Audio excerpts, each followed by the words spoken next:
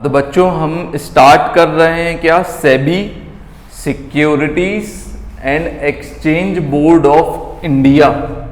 यहाँ पर हम समझते हैं कि एक्चुअली में है क्या, सेबी क्या है, सेबी का काम क्या है, सेबी को क्यों बनाया गया है, इन सारी बातों को समझते हैं। पहले अपन बेसिक कंसेप्ट जान लें कि सेबी एक्चुअली में काम करती क्या है, सेबी का एक्चुअली में काम है क्या। तो सबसे पहले अपन इस बेसिक कंसेप्ट को समझ लेते हैं, ठीक है ना।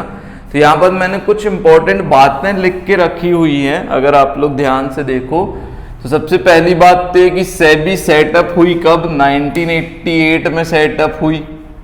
किस लिए सेटअप हुई, functions of securities market, functions of securities market. अब ये सिक्योरिटीज मार्केट क्या होता है, तो यहां पास आप सबसे पहले इस बात को ध्यान रखना, सिक्योरिटीज का मतलब होता है क्या, सिक्योरिटीज के मतलब होता है क्या, एक तो हो जाता है शेयर्स, सबसे पहले क्या हो गया, एक तो हो गया क्या शेयर्स, एक हो गया क्या आपका डिबेंचर्स, एक हो गया क्या आपके बॉन्ड्स।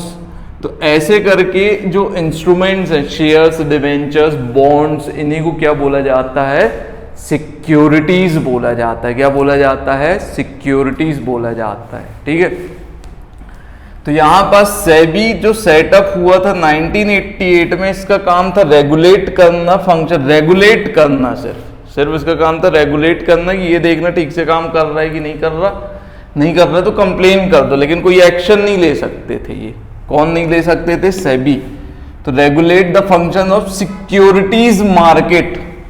अब यहां पर सिक्योरिटीज वर्ड तो आप समझ गए, मार्केट क्या होता है, मार्केट आपने सुना सब्जी मंडी, सब क्या होता है सब्जी मंडी, सब्जी मंडी का मतलब होता है जहां सब्जियां खरीदी और बेची जाती। ये बात समझ में आता ना, एक मार्केट जो होता है, आप कोई भी XYZ कोई भी मार्केट अगर आप ले लो, तो मार्केट का मतलब क्या होता है, मार्केट का मतलब होता है जहां उस प्रोडक्ट की बाइंग और सेलिंग होती है, बाइंग और सेलिंग होती है। अगर आप सब्जी मंडी में गए हो तो वो वेजिटेबल मार्केट है, उसकी बाइंग सेलिंग होगी। अगर आप मोबाइल मार्केट में गए हो तो वो उसका मार्केट है, वहां मोबाइल बाय और सेल होगा। कपड़े मार्केट में गए हो, क्लोथ मार्केट में, तो वहां कपड़े की बिक्री और कपड़े की बाइंग होगी। बात समझ में आ रहा है, एक मार्केट का मतलब। तो यहां पर सिक्योरिटीज मार्केट की बात हो गई। अब ये सिक्योरिटीज मार्केट क्या है, ऐसी जगह जहां शेयर, डिबेंचर और बॉन्ड्स खरीदे और बेचे जाते हैं। वो जगह कौन है, तो बेटा वही जगह कहलाती है क्या, बॉम्बे स्टॉक एक्सचेंज। क्या कहलाती है, बॉम्बे स्टॉक एक्सचेंज। ये सिर्फ बॉम्बे स्टॉक एक्सचेंज नहीं है, बहुत सारे स्टॉक एक्सचेंजेस हैं हिंदुस्तान में, लेकिन मैंने यहाँ बॉम्बे स्टॉक एक्सचेंज लिख दिया क्योंकि मैं एक वेब सीरीज का यहाँ पास कुछ एग्जाम्पल ले रहा था।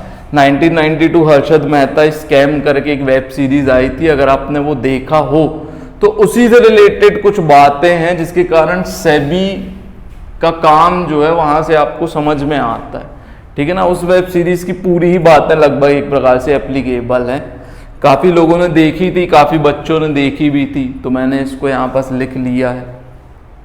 अब आपको अभी तो ये समझ में आ गया सिक्योरिटीज मार्केट क्या होता है। तो बच्चों देखो, स्टॉक एक्सचेंज क्या है, तो उसके पहले समझना पड़ेगा कंपनी क्या है। कंपनी सबसे पहले आप सबसे छोटे, सबसे पहले तो आप आते हो क्या, इंडिविजुअल। इंडिविजुअल का मतलब क्या होता है बच्चों, सोल प्रोप्राइटर। सोल प्रोप्राइटर पढ़े हो ना 11वीं की अकाउंट्स, सोल प्रोप्राइटरशिप। सबसे पहले आप खुद के पैसे लगा के व्यापार चालू करते हो, फिर आपका व्यापार बढ़ता है तो आप कहाँ पे जाते हो, पार्टनरशिप में जाते हो, फिर आपका व्यापार और बढ़ता है तो फिर आप कौन सी कंपनी फॉर्म करते हो, प्राइवेट कंपनी। फिर आपका व्यापार बढ़ता है तो आप प्राइवेट से हो जाते हो पब्लिक कंपनी। अब बेटा यहाँ आपको पता होना चाहिए पब्लिक कंपनी क्या होती हैं। पब्लिक कंपनी का मतलब वो कंपनी होती है जिसमें आम जनता पैसा लगा के शेयर खरीद सकती है। क्या बोला मैंने, पब्लिक कंपनी का मतलब वो कंपनी होती है जिसमें आम पब्लिक पैसा लगा के शेयर खरीद सकती है, वो हो जाती है पब्लिक कंपनी, ठीक है। इसी पब्लिक कंपनी, जब यही कंपनी और बड़ी होती है, यही कंपनी और बड़ी होती है तो इसी कंपनी का क्या किया जाता है, लिस्टिंग कर दी जाती है। क्या कर दी जाती है, लिस्टिंग कर दी जाती है। अब ये लिस्टिंग क्या होती है बच्चों, तो लिस्टिंग का मतलब होता है आपने प्राइवेट कंपनी से आप और बड़े हुए तो पब्लिक कंपनी की तरफ पहुंच गए, पब्लिक कंपनी से और बड़े हुए तो आप लिस्टेड कंपनी की तरफ पहुंच गए। अब ये लिस्टेड कंपनी कैसे हो गए, जब कोई स्टॉक एक्सचेंज में, मतलब इस मार्केट में एक प्रकार से समझ लो आपको दुकान दे दी गई। क्या बोला मैंने, ये जो स्टॉक एक्सचेंज है ये एक मार्केट है, सब्जी मंडी में जैसे सब्जियां खरीदी बेची जाती हैं वैसे ही एक स्टॉक एक्सचेंज है जिसमें शेयर खरीदे बेचे जाते हैं। तो इस शेयर खरीदने बेचे जाने वाली मार्केट में अगर आपकी कंपनी जैसे मनोहर सन्स लिमिटेड है, उसको वहाँ पर दुकान मिल गई, उसको अपनी दुकान खोलने को वहाँ मिल गई, तो उस कंपनी को अपन क्या बोल देते हैं, लिस्टेड कंपनी। ये मतलब सबसे उचला स्तर हो जाता है, सबसे बड़ी कंपनीज जो होती हैं वो लिस्टेड हो जाती हैं। क्लियर है। अब लिस्टेड के बहुत सारे फायदे हो जाते हैं। क्या क्या फायदे, सबसे पहले कोई भी आएगा शेयर खरीदने आपकी कंपनी, आपको वहीं दुकान दिख जाएगी ना एक प्रकार से कि भाई ये भी दुकान खुली है, ये भी, इसके भी शेयर बिक रहे हैं, खरीदना हो तो खरीदो, नहीं खरीदना हो तो मत खरीदो। तो क्या होता है, जैसी कोई कंपनी लिस्ट हो गई स्टॉक एक्सचेंज में तो वो पब्लिक के नजर में आ गई। भाई सब्जी मंडी में आपकी दुकान खुल गई, मंडी घुसते ही आपकी दुकान है, तो सीधी बात है सब्जियां ज्यादा बिकेंगी आपकी। तो ऐसी कंपनी जब किसी की लिस्टिंग हो जाती है, देखो बेटा अनलिस्टेड पब्लिक कंपनी, अगर पब्लिक कंपनी और लिस्टेड नहीं है तो ऐसी कंपनी को ढूंढना पड़ता है, पहले शेयर लगाने के पहले कंपनी को ढूंढना पड़ता। यहां नहीं है, यहां पास तो लिस्टेड अलग ही दिखती रहती है। अब ये कंपनी स्टॉक एक्सचेंज में आके करती क्या है, तो कंपनी यहां पर अपने शेयर को बेचती है, डिबेंचर्स को बेचती है, बॉन्ड्स को बेचती है। ये बात समझ में आई। तो अब बात आती है कि भाई कंपनी तो लिस्टेड हो गई, कंपनी अपने शेयर बेच रही, डिबेंचर बेच रही, बॉन्ड्स बेच रही, तो इसमें दिक्कत क्या है, इसमें दिक्कत है बच्चों। दिक्कत क्या है, सबसे पहले आपको ये समझना पड़ेगा कि एक शेयर के, अगर किसी भी कंपनी के शेयर के दाम बढ़ते हैं तो कंपनी, जो कंपनी है उसको बहुत फायदा हो जाता है। मतलब मान लो अगर 100 करोड़ की कंपनी है, उसके शेयर के दाम डबल हो जाएं तो वो 200 करोड़ की कंपनी हो जाती है। वहीं उसके दाम और डबल हो जाएं तो वो 400 करोड़ की हो जाएगी। वहीं उसके शेयर के दाम और डबल हो जाएं तो वो 800 करोड़ की हो जाएगी। वहीं उसके दाम और डबल से फिर डबल हो जाए तो वो 1600 करोड़ की हो जाएगी। आप समझे, 100 करोड़ की कंपनी है, मतलब एक कंपनी में मात्र 100 करोड़ की एसेट्स हैं। 100 करोड़ की क्या है, एसेट्स हैं।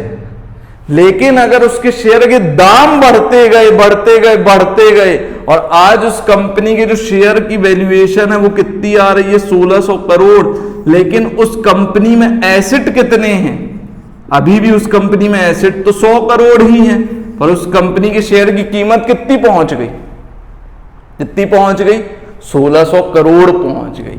ये काम कौन करता है, सब चाहते हैं उसके शेयर की कीमत बढ़े, सभी चाहते हैं ना, सभी पैसा कमाना चाहते हैं। तो ये शेयर की कीमत बढ़ती जो है, ये बढ़ती है बच्चों ऐसे कि आपकी बिजनेस अच्छा चला, आपने प्रॉफिट कमाया तो आपके पास और वेल्थ क्रिएट हुई तो उससे शेयर के दाम बढ़ते।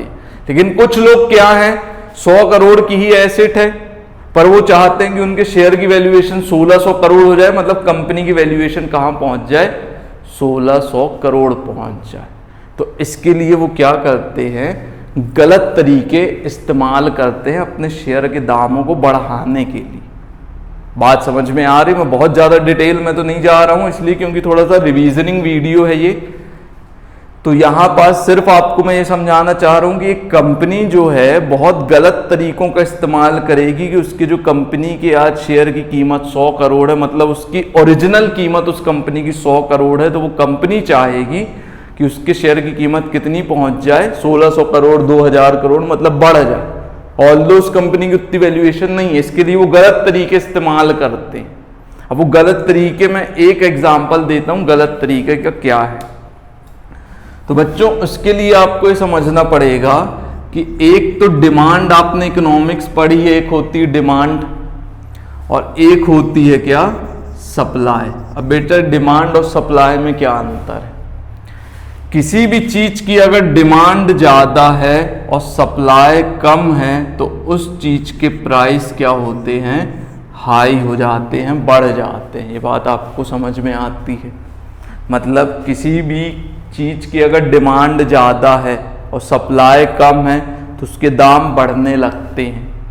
जैसे भाई कोरोना काल आया था, उसमें कोरोना के इंजेक्शन की डिमांड बहुत ज़्यादा थी तो आदमी ब्लैक में भी महंगा खरीदने को तैयार था। एक बेसिक नियम है मार्केट का, किसी भी प्रोडक्ट की अगर डिमांड बहुत ज़्यादा है, उसकी उतनी सप्लाई नहीं हो पाती है तो उसकी प्राइस बढ़ने लगती है, बेसिक नियम। तो इस नियम का यहाँ पर हम लोग दुरुपयोग करेंगे। कैसे? मान लो ये जो कंपनी का मालिक है ये गया किसी बैंक के पास, मान लो किस बैंक के पास गया? SBI बैंक के पास। SBI बैंक से इसने लोन ले लिया, मान लो कितना लोन ले लिया? 200 करोड़ का लोन ले लिया, या 100 करोड़ का या 200 करोड़ का लोन ले लिया। ये लोन का पैसा इसने अपने किसी मित्र को दिया, अपने किसी दोस्त को दिया, और उस दोस्त से बोला कि भाई तुम स्टॉक एक्सचेंज में जाओ और मेरी कंपनी के क्या शेयर को खरीदो। अब एक बात बताओ, ये जैसे ही इसका दोस्त 200 करोड़ लेके स्टॉक एक्सचेंज में जाएगा इसकी कंपनी के शेयर खरीदने, तो सीधी बात इसकी शेयर की डिमांड बढ़ रही है, क्योंकि खरीदार है, खरीदार दिख रहा है, ये पैसे लगा रहा है, इसके शेयर की कीमत बढ़ने लगी। शेयर की कीमत बढ़ने लगी, सप्लाई ज़्यादा है नहीं तो शेयर की कीमत की डिमांड बढ़ी, डिमांड बढ़ी, सप्लाई वहीं रखी, तो इसके कारण उसके प्राइस भी क्या होते हैं? बढ़ने लगते हैं। क्लियर है? अब यहां पास आपने देखा इसने गलत तरीके का इस्तेमाल किया। इस कंपनी मनोहर सन्स लिमिटेड वाले ने एक प्रकार से गलत तरीके का इस्तेमाल किया। क्यों गलत तरीके का इस्तेमाल किया? गलत तरीके का इस्तेमाल किया अपने शेयर के दाम बढ़ाने के लिए, गलत तरीके का इस्तेमाल किया। अब मान लो कल को इसके शेयर की कीमत, आज मान लो इसके शेयर की कीमत 100 है, इसने 200 करोड़ रुपए मार्केट से डंप करा दी अपनी कंपनी में लोन लेके। आज इसके शेयर की कीमत मान लो कितनी पहुंच गई? 1000 रुपया। जैसे ही 1000 रुपए की शेयर की कीमत इसकी पहुंची, इसने सारे शेयर अपने बेच दिए मार्केट में। क्या कर दिए? मान लो इसने ये खरीद रहा था शेयर, कम दामों में इसने शेयर खरीदना चालू कर दिया तो शेयर की कीमत बढ़ने लगी। जैसे शेयर की कीमत अपने टॉप पे पहुंच गई तो इसने जितने शेयर कम दामों में खरीदे थे वो पूरे मार्केट में डंप कर दिए। तो सोचो इसने तो बहुत सारा प्रॉफिट कमा लिया, लेकिन वहीं मान लो एक नॉर्मल इन्वेस्टर जैसे ये लोग हैं ABCDE, आम पब्लिक, आम जनता, इन लोगों ने मान लो 900 रुपए का इसका शेयर खरीदा होगा ये उम्मीद में कि कल को ये बढ़ेगा तो हम बेचेंगे। इसने तो अपनी पूरे घर की जमा पूंजी लगा दी होगी। अब एक बात बताओ, जैसे ही उस 1000 रुपए से शेयर का दाम वापस 100 रुपए को टच करेगा तो इसका कितना लंबा नुकसान हो जाएगा। तो बेटा ये ना बड़े लोग, बड़े खिलाड़ी तो अपना प्रॉफिट बना के निकल लेते हैं, लेकिन यहाँ पर फंसता कौन है? आम जनता, आम पब्लिक। फिर इनका भरोसा उठता है और फिर आदमी कंपनी में पैसा लगाना बंद करेगा, जिसके कारण स्टार्टअप्स पैसा लगाएंगे ही नहीं लोग तो कोई कंपनी नहीं फॉर्म होगी, कंपनी नहीं बढ़ेगी। कब तक बैंक से लोन लेके कोई कंपनी चलाएगा? तो एक प्रकार से पूरी सोसाइटी के लिए, सबके लिए बहुत ज़्यादा नुकसानदेह चीज़ रहती है। इस चीज़ से बचाने के लिए लोगों को, फिर से मैंने क्या बोला, इस गलत तरीके से शेयर की कीमत बढ़ाने को बचाने के लिए सरकार ने एक संस्था बनाई जिसका नाम है क्या? Securities and exchange board of India. तो आपको ये समझ में आया सेबी है क्या?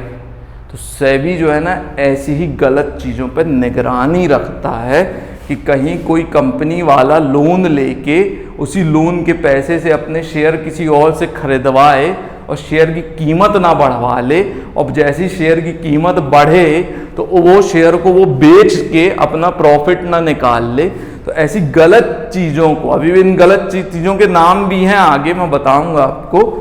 तो इन गलत चीज़ों से बचाती है कौन? सेबी। सेबी नज़र रखती है, दूरबीन से निगरानी रखी रहती, देखती रहती है कि कोई गलत काम तो नहीं कर रहा, कोई गलत काम तो नहीं कर रहा। तो इसीलिए इस संस्था को बनाया गया था, किसके द्वारा? सरकार के द्वारा 1988 में। अब इस संस्था का काम क्या था? पहले तो सिर्फ रेगुलेट करना। क्या रेगुलेट करना? ऑर्डरली और हेल्दी डेवलपमेंट। स्टॉक मार्केट जो है, स्टॉक मार्केट वो हेल्दी डेवलप हो, बढ़े, आराम से बढ़े, अच्छे से बढ़े। मेन काम तो ये था कि उसमें कोई भी चीज़, गलत चीज़ ना हो। Was left as a watchdog. पहले सिर्फ देखता था। पहले ऐसा मान लो सब्जी मंडी में एक पुलिस वाला खड़ा है, जो पुलिस वाला देखता रहता, कोई यहाँ पास चोरी चमारी तो नहीं कर रहा। वो देखा कि कोई चोरी कर रहा है तो सीधे पुलिस थाने पहुंच गए, मतलब खुद कुछ एक्शन नहीं ले सकता। लेकिन बाद में सरकार ने इनको पावर दे दी, 1992 में एक लीगल स्टेटस दे दिया। अब इनके पास फुल फ्लेज्ड पावर थी कंपनी के खिलाफ एक्शन लेने की। अगर इन लोगों ने कोई भी गलत तरीके से अपने शेयर डिवेंचर के नाम प्राइस बढ़ाने की कोशिश की। क्लियर है? तो ये स्टॉक एक्सचेंज का, इस सेबी का मेन रोल है। एक संस्था है, संस्था का एक सेबी का मेन हेड है। सेबी के अंदर वर्क करने वाले एम्प्लॉयज़ हैं, ये सारी कंपनी का डाटा चेक करते रहते हैं, कंपनी के ऑडिट करते रहते हैं, पूरी जांच पड़ताल करते रहते हैं कि कहीं ये कंपनी गलत तरीके से, तो इसके शेयर के भाव ऊपर या नीचे तो नहीं हो रहे हैं। बात समझ में आई? ताकि लोगों के पैसे डूबे नहीं। किसी ने 900 रुपये का शेयर लिया था, आज उस शेयर की कीमत 100 हो गई, तो वो तो बेचारा लंबे से डूब जाता है। तो इस चीज़ से बचने के लिए, बचाने के लिए, जैसे बच्चों मैंने एक मूवी बताई थी, इसमें हर्षद मेहता ने कुछ तो स्कैम किया था। आपको पता होना चाहिए इसके स्कैम के चक्कर में ना जाने कितने लोगों ने सुसाइड कर लिया था। कितने लोगों ने सुसाइड किया था जब ये स्कैम निकला था, तो शेयर्स की कीमत धड़ाम से गिर गई थी। और कितने लोगों ने, जितनों ने पैसे लगाए थे, उस सब ने क्या किया था? बहुत से लोग, सब ने नहीं, बहुत से लोगों ने सुसाइड किया था। अब बताओ उनकी मौत का जिम्मेदार कौन था? कौन था? हर्षद मेहता। भाई आप ऐसा स्कैम ही ना करो, ऐसी चीज ही ना करो। आप तो ठीक है बड़े लोग, लेकिन जो आम जनता है, आम पब्लिक, वो इसका शिकार होती है। उससे प्रोटेक्ट कौन करता है? सेबी करता है। तो आपको बच्चों यहाँ तक नॉर्मली समझ में आया, कुछ तो हल्का फुल्का आपको समझ में आ गया होगा कि सेबी एक्चुअली में है क्या। ठीक है, अब यहाँ पर हम इसके कुछ फंक्शंस देख लेते हैं और कुछ इसके जो 3 तो कंट्रोल्स हैं वो देख के इस टॉपिक को हम खत्म कर देते हैं। क्लियर है बच्चों? हम देखते हैं क्या reason for establishment of SEBI, reason for establishment of SEBI, purpose and role of SEBI और ऑब्जेक्टिव ऑफ सेबी। अभी मैंने आपको कुछ बताया है सेबी के बारे में। अब यहाँ पास कुछ आपकी जो बुक में लिखा हुआ है उसको मैंने यहाँ पास नोट डाउन किया, उसके बारे में कुछ बातें लिखी हैं। फिर इसके बाद जो है हम पढ़ेंगे क्या? Functions of SEBI. तो ये तीनों को देख लेते हैं, फिर अपन फंक्शंस की तरफ बढ़ते हैं। तो यहाँ पर देखो बच्चों, अभी मैंने आपको कुछ समझा दिया है, उसी के हिसाब से यहाँ बातें लिखी हैं कि भाई क्यों सेबी बनाने की जरूरत क्यों पड़ी, उसके पीछे का रीजन क्या था। तो सेबी बनाने की जरूरत क्यों पड़ी? तो देखिए बच्चों क्या लिखा है यहाँ पास, क्योंकि स्टॉक मार्केट की डीलिंग में बढ़ोतरी होने लगी थी। मतलब मार्केट में लोग ज्यादा आने लगे थे, ट्रांजैक्शन ज्यादा होने लगा था, जिसके कारण माल प्रैक्टिसेस का मतलब होता है बच्चों एक प्रकार से गलत चीजें को करना। माल प्रैक्टिसेस मतलब गलत प्रैक्टिसेस, मतलब गलत तरीके, एक प्रकार से आप ये समझ लो गलत तरीकों का इस्तेमाल बहुत ज्यादा होने लगा था। जिसमें देखिए कुछ एग्जाम्पल है, एक प्राइस रिगिंग। प्राइस रिगिंग में अभी आपको फंक्शंस ऑफ सेबी में समझाऊंगा। Delay in delivery of shares, rules and regulations का वायोलेशन, ये सब होने लगा था। क्यों होने लगा था? क्योंकि स्टॉक मार्केट की डीलिंग ट्रांजैक्शंस बढ़ गए थे। सीधी बात है, जहां पर लोग ज्यादा आएंगे वहां फ्रॉड लोग भी ज्यादा ही आते हैं। क्लियर है? तो ये चीजें होने लगी थी। इसकी वजह से क्या होने लगा था? कस्टमर जो थे, कस्टमर मतलब जो लोग शेयर खरीदने बेचने आते हैं वहां पे, और कंपनीज जो होती हैं, जो कस्टमर होते हैं जो शेयर खरीदने बेचने आते हैं, वो अपना भरोसा पूरा का पूरा टूटने लगा था उनका। किससे? स्टॉक एक्सचेंज से। तो गवर्नमेंट ने कहा कि भैया अब तो हमको सेबी इस्टेब्लिश करना ही पड़ेगा, नहीं तो आने वाले समय में कंपनियां खोलना मुश्किल हो जाएंगी हमारे देश में। बात समझ में आया? तो ये अभी मैंने आपको इसी के प्रकार की बातें समझा दी थी। अब यहाँ पर बच्चों यहाँ देखो तो क्या है purpose and role of SEBI. SEBI का पर्पस क्या है, सेबी का रोल क्या है, यहाँ पर ये लिखा हुआ है।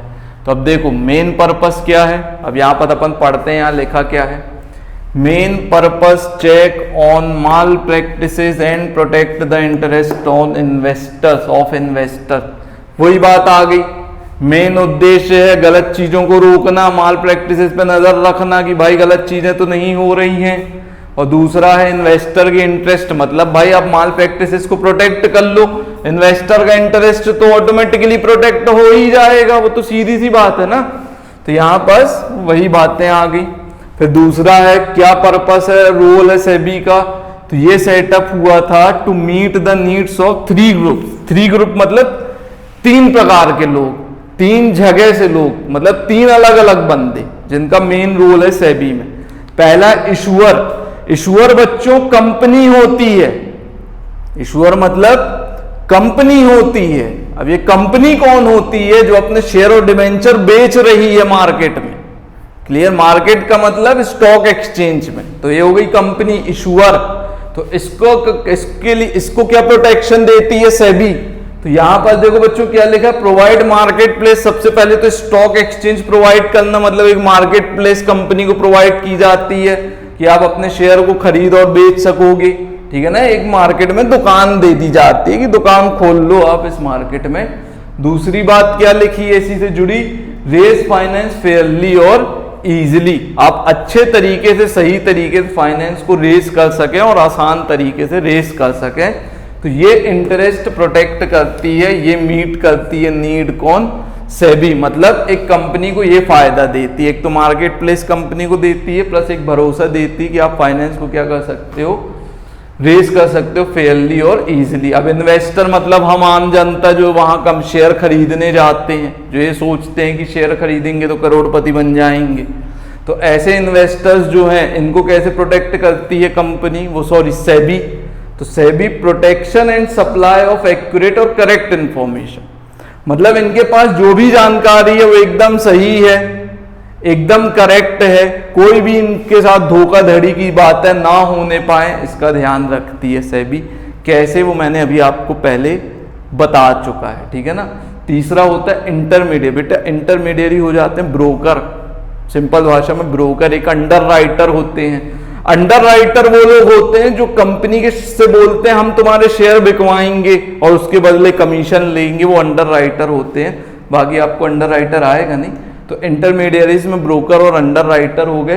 प्रोवाइड्स कॉम्पिटिटिव प्रोफेशनल मार्केट, जो ब्रोकर हैं जो इन दोनों के बीच इनको लेके आते हैं, इनके शेयर बिकवाते हैं, इन दोनों के बीच में बैठते हैं इंटरमीडियरीज, तो इन लोग भी अपना कमीशन चार्ज करते हैं, तो इनका व्यापार चलता है। तो ऐसे लोगों को एक कॉम्पिटिटिव प्रोफेशनल मार्केट प्रोवाइड करना, ये एक सेबी का मेन पर्पस होता है यहाँ पे।